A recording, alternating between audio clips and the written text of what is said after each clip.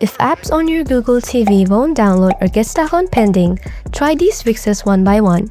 Solution 1. Take storage space. From your Google TV home menu, go to Settings in the top right corner. Now, scroll down to Device Preferences.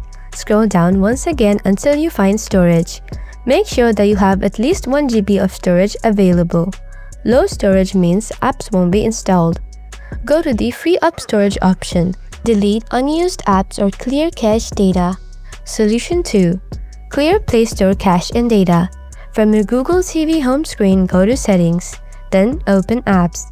Go to See All Apps. Now, choose Google Play Store. From here, look for the Clear Cache option. Select it and confirm your choice. After that, select Clear Data and then confirm your choice. Now, open the Play Store and check your issue. Solution 3. Clear Google Play Services cache. This is the engine behind the Play Store. To clear its cache, go to your Google TV settings, then open Apps. Go to See All Apps. Now, scroll down to the bottom and select Show System Apps. Then, scroll down again and find Google Play Services. Select it. Scroll down to Clear Cache and select it.